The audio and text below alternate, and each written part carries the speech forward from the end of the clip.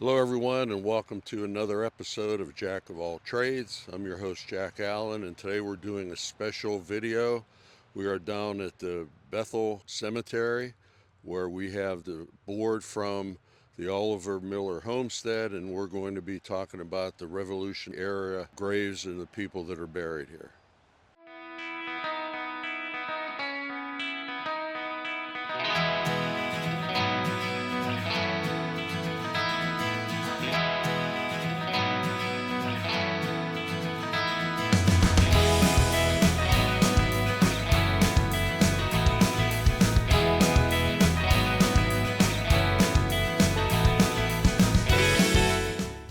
I'm here with Judy Willison, and Judy is part of the Oliver Miller Homestead Group, and the rest of the people are behind me, and they'll be the ones that are going to tell you a little bit about each grave site and what that person meant. So welcome to the show. Thank you so much. And you could just give us a little bit of background on yourself. Well, I taught in Bethel from 1967 on, and have just loved it ever since we moved here. It's a wonderful community, and we feel like we hit the jackpot when we came here. And how did you get involved with Oliver Miller? Well, we're both history lovers, and we joined the Oliver Miller Homestead back around 2000 when we were retiring, and it just has taken off from there. We find it really an interesting place to be. Okay, and you also mentioned that you're the historian at the church? Well, I work in the historical room Okay. up here also. Okay. So you have a lot of knowledge about this particular cemetery. Well, it's a beautiful cemetery, and there is so much history here. Right. And you said it was established in 1775? Roughly. Okay. Roughly.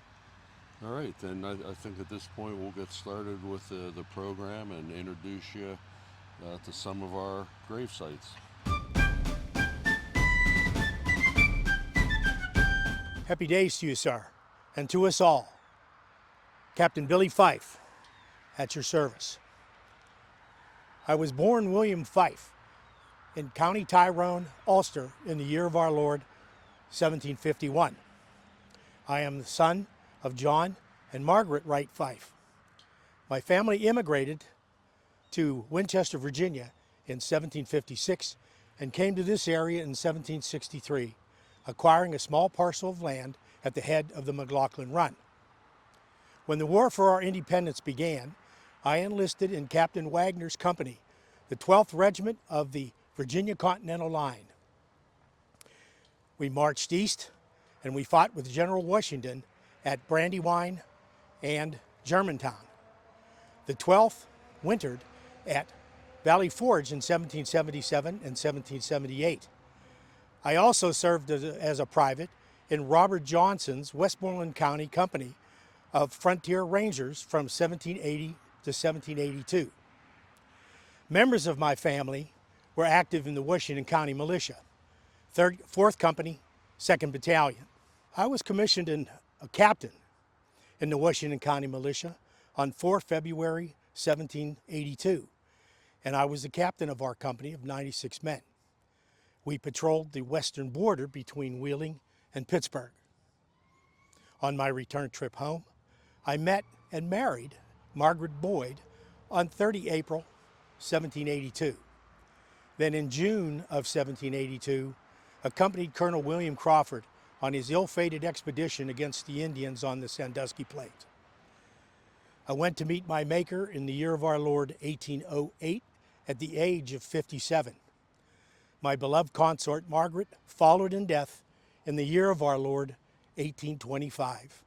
I rest here in peace before you now, next to my beloved family. I bid you all safe journey.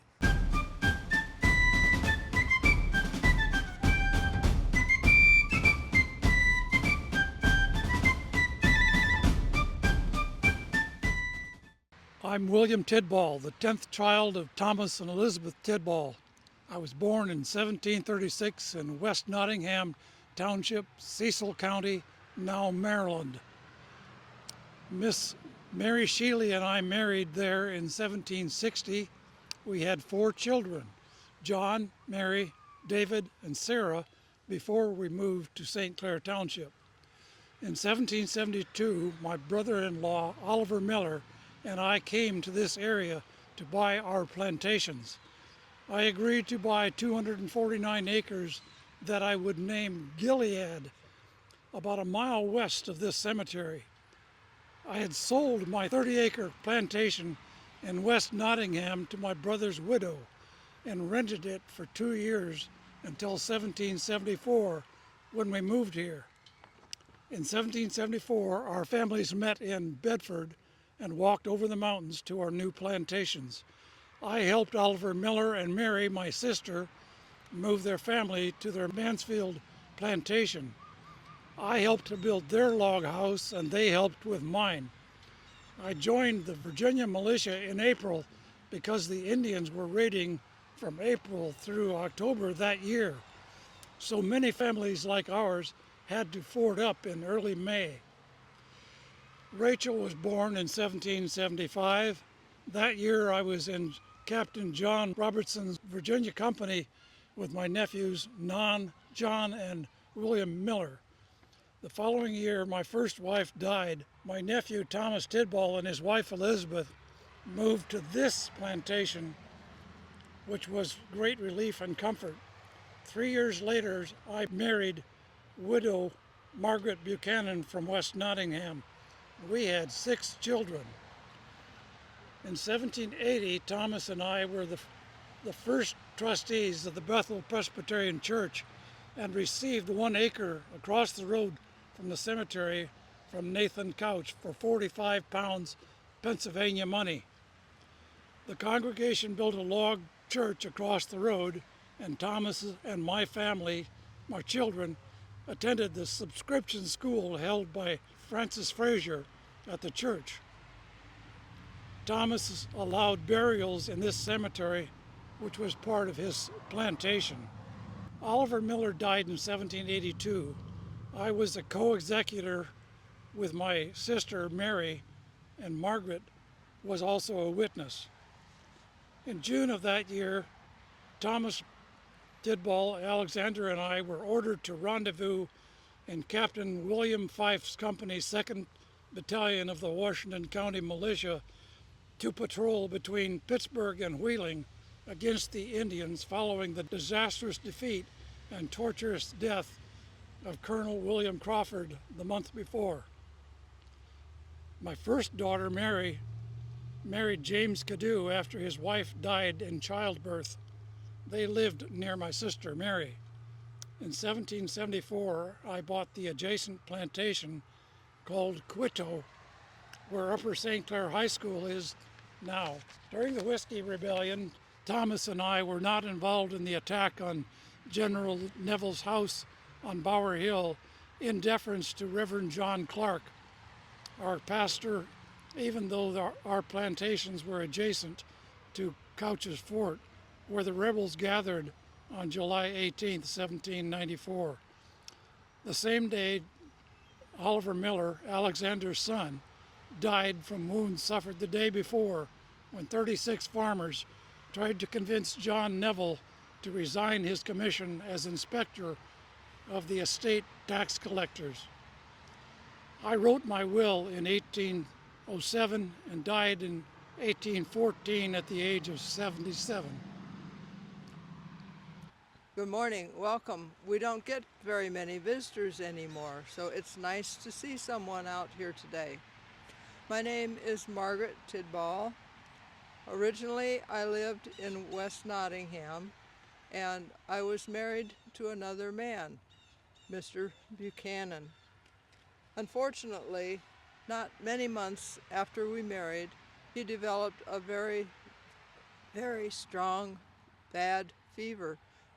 Although my mother and my grandmother had taught me many herbal remedies, I was not able to cure him, and ultimately he did die. As you know, according to English law, everything in a family belongs to the man. A married woman doesn't own anything. So I was left with nothing to support myself. However, a woman can inherit a man's debt. And I did. When the young men out here needed to trade items on their pack trains, they often stopped at settlements along the way and talked to the people that they knew there, passing the news as they went. The young men on the pack train told my dear friend Elizabeth Work that my husband had died. I was now a widow with no means of support. She had been caring for her husband's nieces and nephews, and she sent word back that William was in need of a wife. Although we did not know each other well at the time, we agreed to marry in a shift wedding. Now, a shift is a woman's basic undergarment, and by marrying this way, she is able to drop all of her debts and not transfer them to her new husband. So that's what they did. We still had a problem of reestablishing a home, and we did have 6 more children during the following 11 years. We were married for a total of 35 years before William died. Our son inherited his father's plantation. William included in his will instructions to provide me with a house, all the firewood I needed, which was to be chopped and stacked. I was to get $30 yearly, and I was to be given my choice of 1 cow, 1 horse, and 4 sheep from the stock that he had.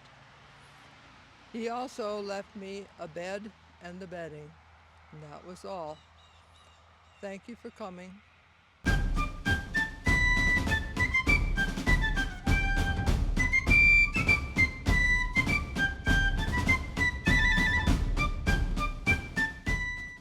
My name is James Cadu. I was born in Scotland in 1762, an immigrant to this country at the age of 18 with my mother and brother. I fought in the Revolutionary War.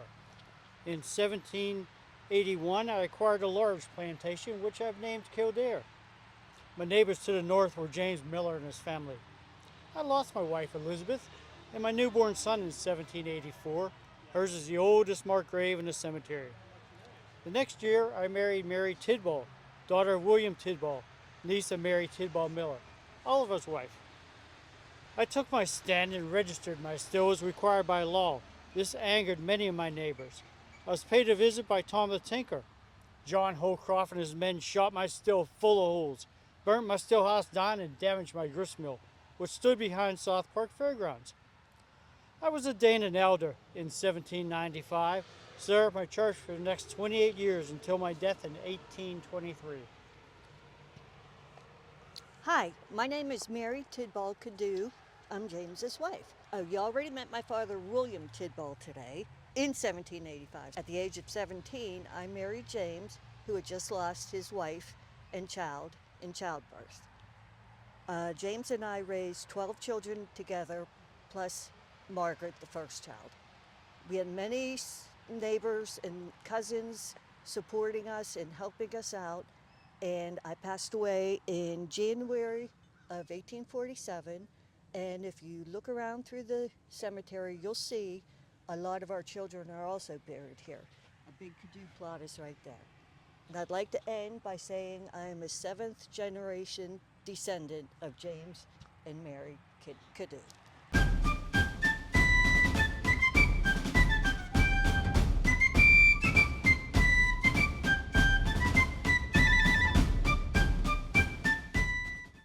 I am Reverend John Clark, first pastor of this church. I was born in New Jersey and graduated from Princeton. My wife Margaret and I came west when I was 63 years of age, called to serve 2 new congregations which I named Bethel and Lebanon. I always wore clothing which was somewhat old-fashioned, always wore buckles at my knees, a stock at my neck, and a powdered wig. When we traveled west, we found a small child recently orphaned, and we decided to raise him as our own. I purchased a team of oxen and their driver, a slave named Dave, and his wife, Dido. Dido was a great help with the child, as we were not young people. Our plantation, Plain Truth, lies over that hill, now occupied by Bethel Park High School and a section of Coverdale. I became close friends with Reverend John McMillan, who first ministered to these two flocks. We became increasingly concerned in 1794 as our neighbors grew more and more distraught over the tax on our whiskey stills. Friends of long standing quarreled, and much mischief was carried out by both sides. In July, when shots were fired at General Neville and Marshal David Lennox on William Miller's land, trouble came to a head. An unruly group, many from my own congregation, gathered down the hill at Couch's Fort. Whiskey may increase men's bravery, but often at the expense of their judgment. I hurried to the fort to try to dissuade them from marching to General Neville's house, Bower Hill, but I was unsuccessful. Shots were fired there, and young Oliver, Alexander's boy, was gravely wounded. He was returned home, but died of his injuries. This marked my last year as pastor here, and I retired to Plain Truth at the age of 76.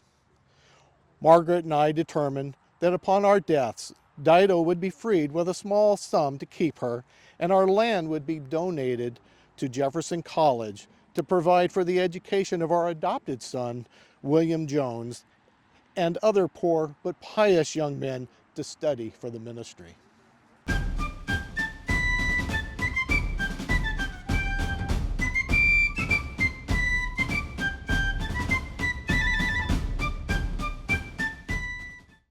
My name is Nathaniel Couch, though most call me Nathan. I was born in 1725. As a young man, I fought with the British against the French with General Braddock and General Forbes. I was in the Virginia Rifles under Major George Washington, as he was known then. I had a strong allegiance to my country and Virginia. My wife Abigail and I moved west to this area in 1760. I purchased 366 acres in what is known now as Brookside Farms. We named our plantation Titlemere. Here we would raise 5 sons and 3 daughters. On our property was erected a first meeting house for our church congregation.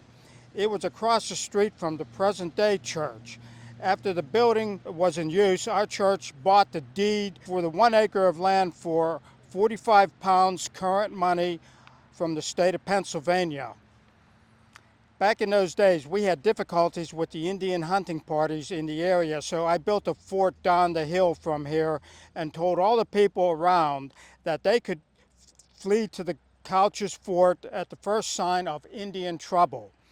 It was here that many gathered in July of 1794 and began their march to General Neville's home, Bower Hill, in what became known as the Whiskey Insurrection.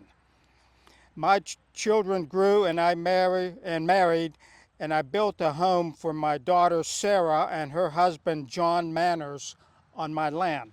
The house still stands on Kennebec Road in Brookside Farms. I passed away in the year 1802 and was buried here in the cemetery, but my grave is no longer marked. My land was divided equally among my 5 sons. Couch's Fort remained until 1890, when all but the old fireplace chimney and the foundation were taken down. A new building was erected around the fireplace in 1927 and was named for Fort Couch Inn. In 1939, the name was changed to the Pioneer Inn, and it was a favorite restaurant with the locals until it was destroyed by fire on September 12, 1971. The site has been used by many restaurants, and it's currently a McDonald's.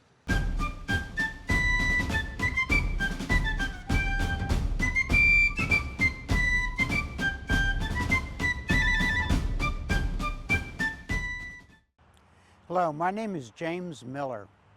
I was born in 1763 in Bedford, Pennsylvania, the ninth of 10 children born to my parents, Oliver and Mary Miller.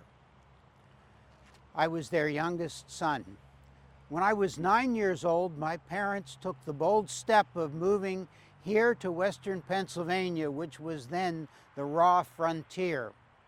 My father bought a tract of land along a stream called Catfish Run. That stream still runs beside a road you now know as Corrigan Drive in Allegheny County's South Park. I was 19 when my father died. He bequeathed a house to me, which was called the shingle-roofed house because it had very fine shingles which were unique for this area. I was given the house and the land with the understanding that I would take care of my mother, Mary, and also my younger sister, who was named Mary. Indeed, women named Mary played an important part of my life. When I fell in love, it was with Mary Smith of Cross Creek, a community in Washington County. We were wed in 1787, and our union was blessed with 8 children. I farmed the land and also made a little bit of whiskey to give my family a cash crop. In 1791, the federal government, at the behest of Alexander Hamilton, the Secretary of the Treasury, passed a totally unfair whiskey tax. I didn't pay it, many of my neighbors failed to pay it. But things came to a head in 1794 when General John Neville, Inspector of Revenue, think head tax collector, brought a United States Marshal to the home of my brother William, which was near mine. He served an unfair writ on my brother, demanding that he pay an impossibly high amount of cash and travel all the way to Philadelphia to do so. Friends and neighbors were nearby. They shot at Neville and the Marshal and drove them off. The next day, friends and neighbors marched on Neville's house, Bower Hill, to demand that he surrender his commission. I did not go with them. Sadly, my nephew Oliver did go. He was wounded, as were 5 others, by shots fired by Neville and his slaves from the house. Oliver died. I prayed there would be no more violence. President Washington sent troops to the area, quelling what Alexander Hamilton called the Whiskey Rebellion, and I was forced to sign an oath of allegiance and pay the whiskey tax. Mary and I lived happily on our property. In 1808, our family had grown so large that we added onto our log house with sturdy Pennsylvania fieldstone. The stone was quarried nearby at a place that I believe there's a fairgrounds now. By 1830, my son Oliver decided to come and live with us, and we tore down the log portion of the house and built another stone portion. Our house still stands today, and you may visit it near the Circle on Corrigan Drive on Sunday afternoons from May through December. Mary and I lived happily in the house until I lost Mary in 1839. I lived on until 1844. Our stones are right here, side by side, as we were in life. Thank you.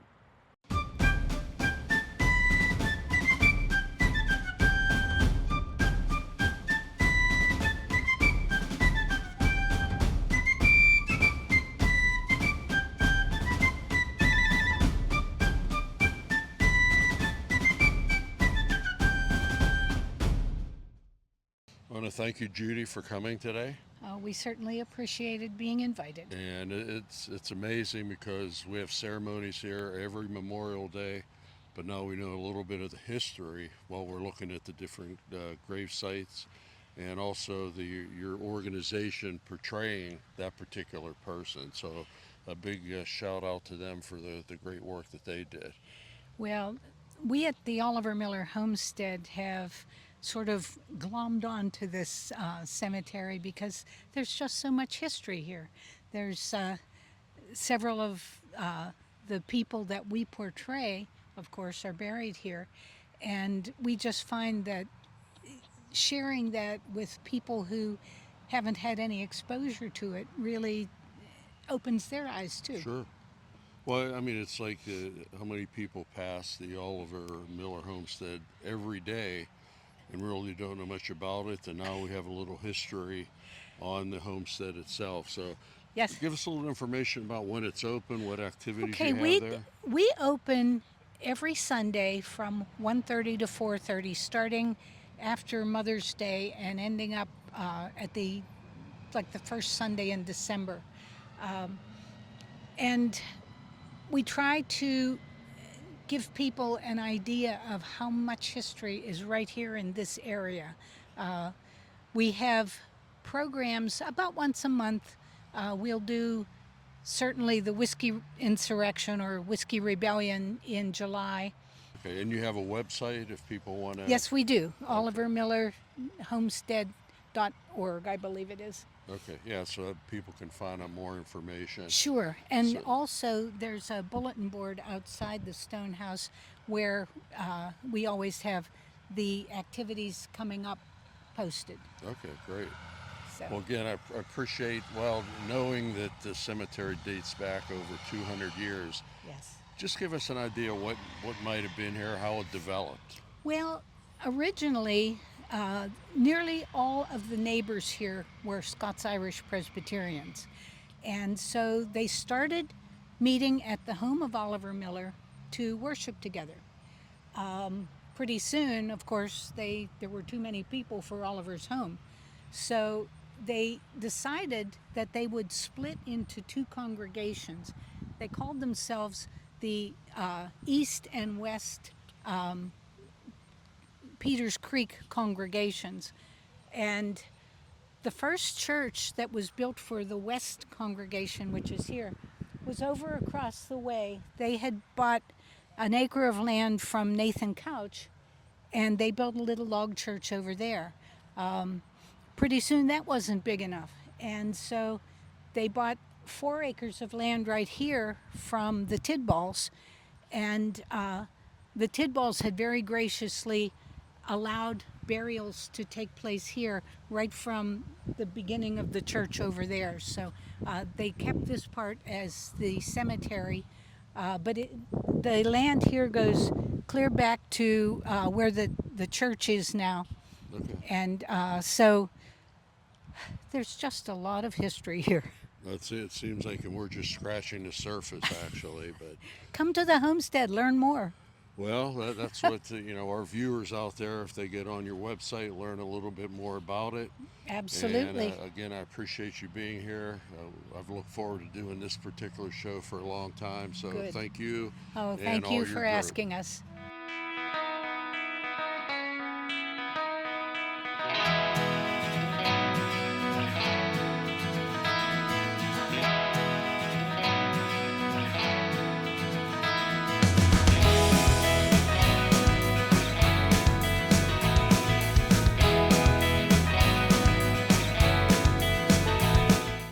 Hope you enjoyed our show this month. A special thanks to the Oliver Miller Homestead Group for doing a reenactment at each of the graves that they talked about. We look forward to seeing you next month, where hopefully we'll have a part 2 for this particular series. So thank you, and we'll see you next month.